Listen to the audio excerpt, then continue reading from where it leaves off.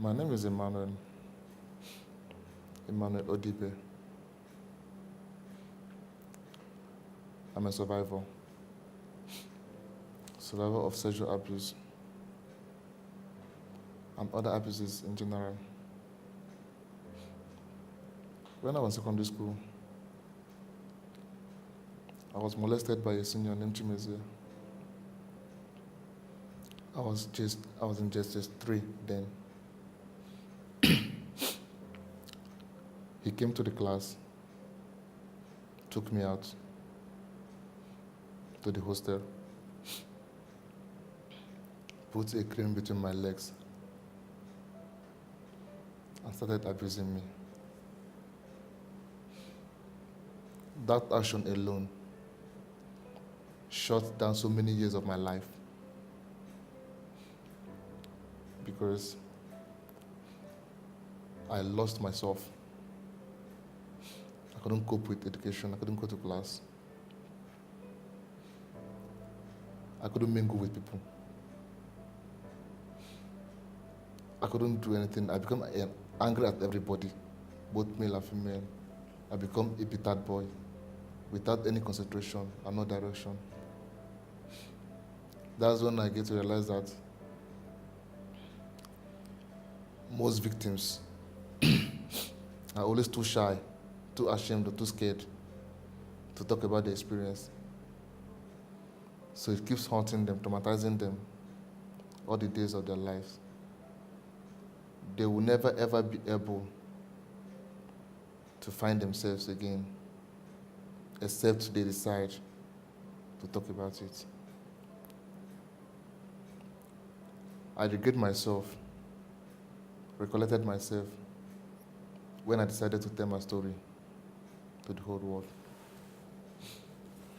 This is my book,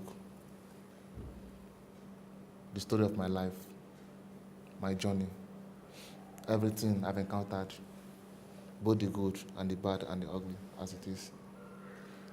When I was able to tell my story for the world to hear me, I saw that I've lifted a huge burden off me. I was able to get over my past, and I was able to move on. So I advise any victim of sexual abuse or any form of abuse at all, the first therapy you give yourself is to man up and talk about it. Once you're able to talk about it, the world is now past the stage of people being scared or being shy of their story. In fact, people make fortune now from their stories. Come out and talk about it. You'll be doing 2 things.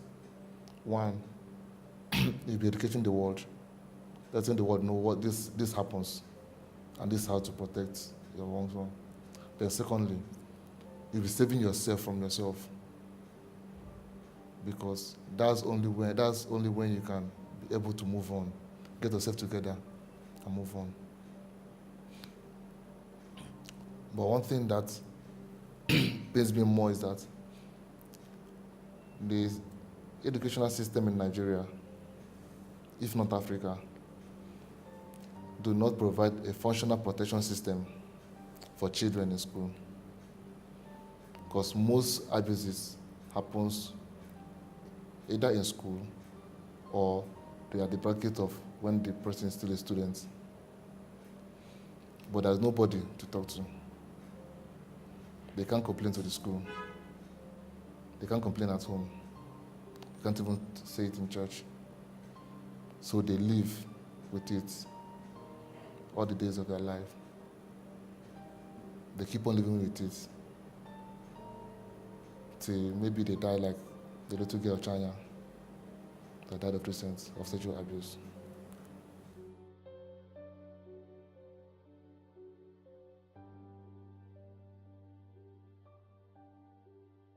I go to schools. I become friends with the kids, give them questionnaires. They are able to tell me the seniors they like the most, the seniors they hate the most, teachers they hate the most, their happiest moments and their worst moments. From this, I draw memories, what they could be going through. And from there, we find out the fight there in schools.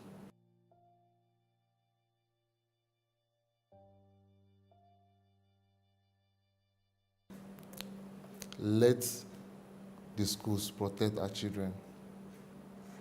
Let the religious centers, the churches and the mosques protect our children. There should be somewhere, a place the children can run to, and they'll be assured that they are safe. If you're a victim of any circumstance, just know that you'll survive and come out of it alive. They say bad stories sells. So if you go through worst of situations, know that nature wants you to write the best of stories. My name is Emmanuel Odibe, and you should hear me too.